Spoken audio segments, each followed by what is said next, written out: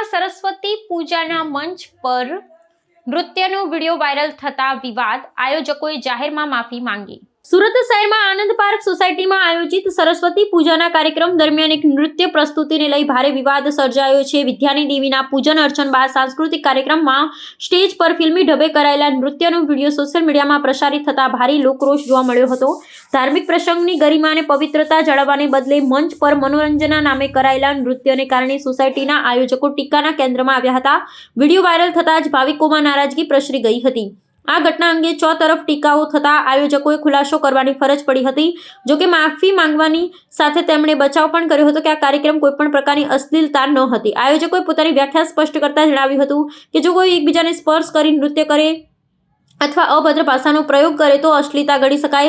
તેમના મતે આ પ્રસ્તુતિમાં મર્યાદાનો ભંગ થયો ન હતો, પરંતુ લોકોના જોવાના દ્રષ્ટિકોણને કારણે ગેરસમજ ઊભી થઈ હોવાનો તેમણે દાવો કર્યો હતો। તેમ છતાં વિવાદ વકરતા અને ધાર્મિક લાગણીઓ દુભાયાના આક્ષેપ બાદ આયોજકોએ નમતું જોખ્યું। તેમણે સ્વીકાર્યું હતું કે લોકોનો જોવાનો નજરિયો ભલે અલગ હોય, પરંતુ જો આ ઘટનાથી સમાજમાં રોષ ફેલાયો હોય તો તેઓ તે બદલ દિલગીરી વ્યક્ત કરે છે અને માફી માંગે છે। આ સમગ્ર પ્રકરણે ધાર્મિક ઉત્સવોમાં થતા આધુનિક આયોજનો અને તેની મર્યાદાઓ અંગે ફરી એકવાર ગંભીર ચર્ચા જગાવી છે। अरुण कुमार कुशवाहा, बताइए, जिस तरह से सरस्वती माता के कार्यक्रम था, क्या कहेंगे? लोग किस तरह से देख रहे हैं? देखने वाले तो कमियां अगर ढूंढी जाए तो ऐसा संसार में कोई भी व्यक्ति नहीं है जिसके अंदर कमियां नहीं है।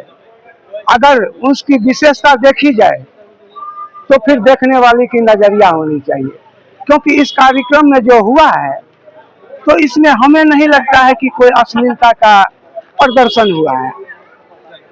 अगर किसी को लगता है कि इसमें अश्लीलता है, क्योंकि अश्लीलता हम उसको बोलते हैं, जो अभद्रता हम उसको बोलते हैं जो मुंह से शब्द गलत निकले, और अश्लीलता हम वो बोलते हैं कि अपनी शिष्टाचार को भूल जाएं, एक दूसरे को टच करना, पकड़ना, मतलब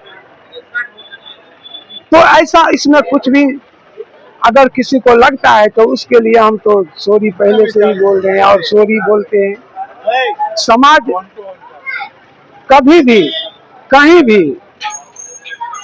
कार्यक्रम के जरिए ही एक दूसरे के साथ मिलना, बैठना, उठना, बोलना,